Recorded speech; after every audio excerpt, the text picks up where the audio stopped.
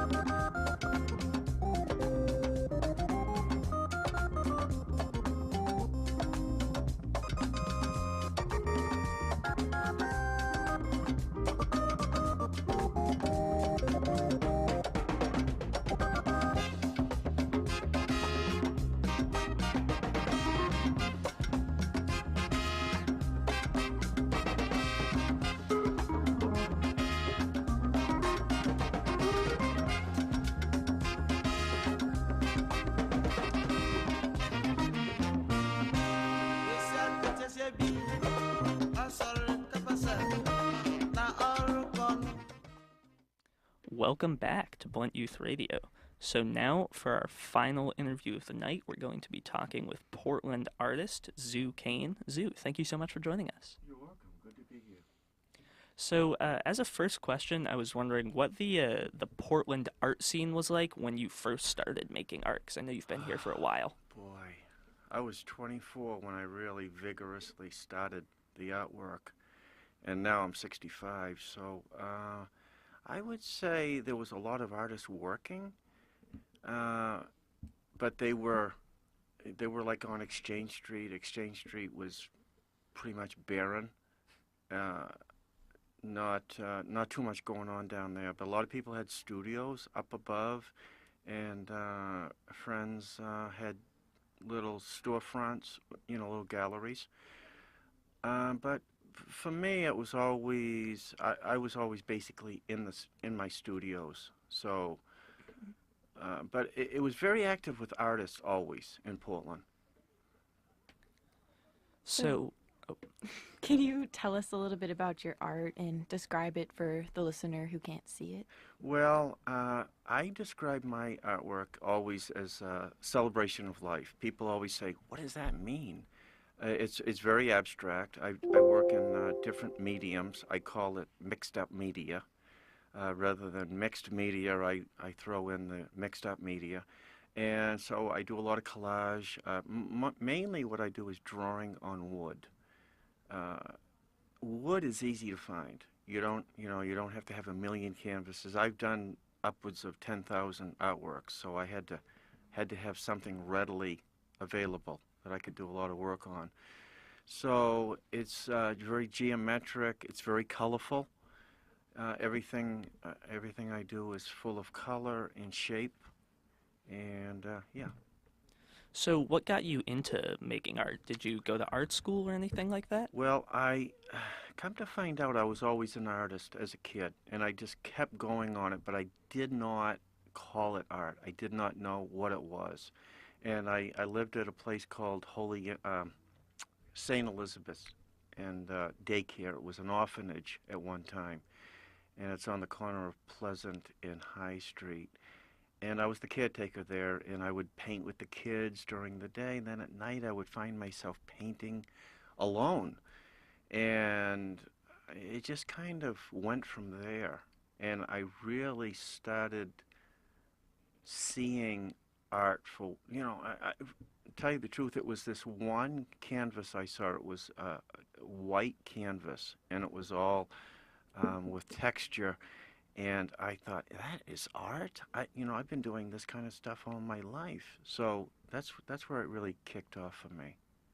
Mm-hmm. I've read a little bit about your work and how your sobriety is central to your work. Do you incorporate that into your actual art pieces at all? And if so, how do you do that? Well, back when I used, booze and different drugs, up until 38 years old, my work was just, a lot of it was unfinished.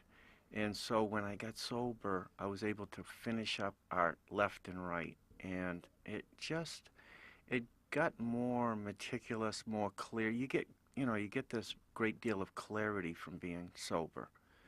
And so, it, you're almost caught in the bag of all artists, musicians, poets are all drunks. That was how it once was. But so, it was sort of like being a bit of a pioneer in the art world to go and be clean and sober. It was kind of against the grain. Yeah, Mm-hmm. kind of counterculture. That's really interesting. Yeah. So I was wondering, just because you talked about the white canvas you saw, Yeah, and right. because almost everyone I talk to seems to have a different answer for this question, how Mhm. would you personally define art? Art is any expression of, like I always think of violinist, pianist, um, anything that little kids, they're really good at, like Picasso said, we're all artists when we're children, and the trick is to parlay it into adulthood. And so any anything is art once you the difference between a writer and a non-writer is they're doing the same things, but the writer calls it they call themselves a writer. So I think of it as any expression of energy that comes out of somebody.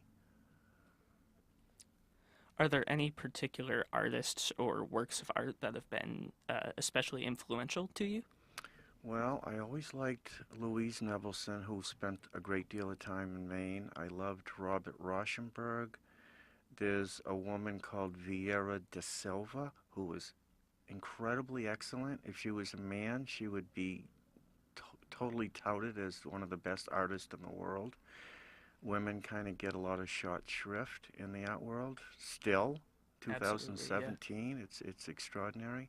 So, but I'm a big fan of all artwork.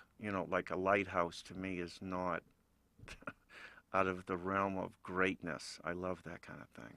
Mm-hmm. How expansive would you say the art scene is in Portland?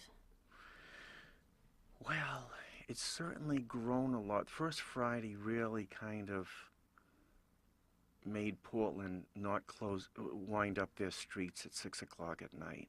The vitality, the humanity that is on Congress Street these days and all around Portland is breathtaking.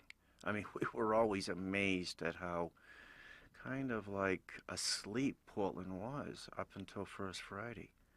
And First Friday, within 10 years, made it a very active metropolitan. And what was your question again? How expansive? Well, I guess it's as expansive as we make it. Mm-hmm. I keep thinking there's going to be a nirvana of some sort that's going to put us on the map, a rock and roll band. Yeah. And then all of a sudden, we're going to be in the spotlight. Yeah, there are a lot of talented people I see when I'm out at First Friday, or Hmm. people who have their work in galleries. So maybe one of those people will finally hit the spotlight. True. Yeah. So I'm curious, how would you say the scene and attitude towards art in Portland has changed over time? What are the biggest differences? Well, I'm not a great indicator of that because I've spent 41 years basically away from everybody doing the art itself. And so I just think it's I myself it's like Molly was saying the expansiveness of it. I think it's extremely broad. I think it's very much a very great place to work.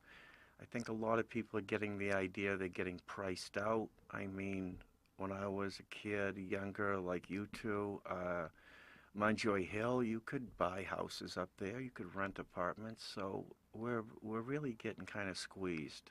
It's kind of tough. Yeah. Um, So you said you spent a lot of time away from other artists. Is there a particular reason for that?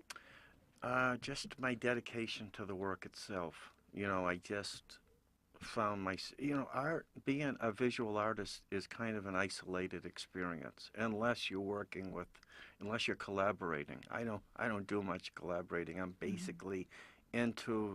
very driven on my own stuff. And I've read that you use your work to help out in prisons and mental health hospitals. Well, not so much the art itself, but I'll bring 12-step meetings into these places. Okay, cool. Can you tell us more about that? Well, I'm definitely a guy that's in recovery, and so I know, I've been in it for 27 years, so I'm very well versed on how to get clean and sober, how to quit particular things. Like if somebody has a smoking habit, I can counsel them into how to get out of that. And of course, you're talking about more serious things like meth, crack, booze being the most vicious drug out there. And so I will go to places like the prison. The youth center has a prison for young people, teenagers. It's pretty much a maximum security prison over there, and I'll go in there and just try to let them know there's a way out and how to do it.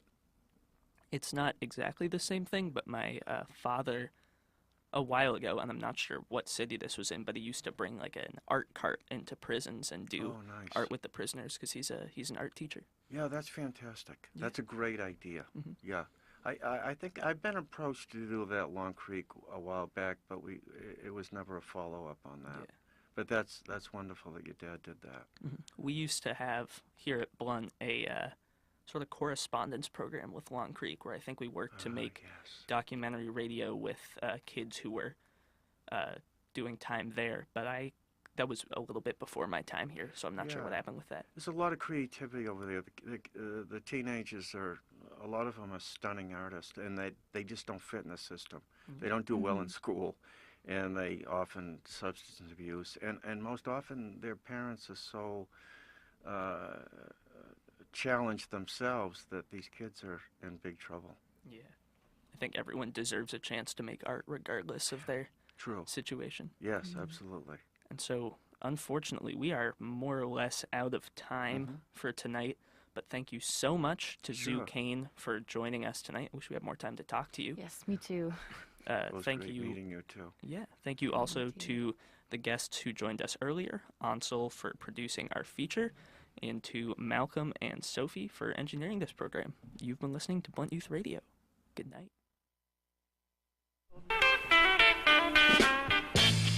WMPG is on the air thanks to listener donations and generous support from the University of Southern Maine, providing an affordable, caring environment for students of every age and background. USM takes advantage of its dynamic location to provide authentic, hands-on experiences in every way. For more info, go to usm.maine.edu.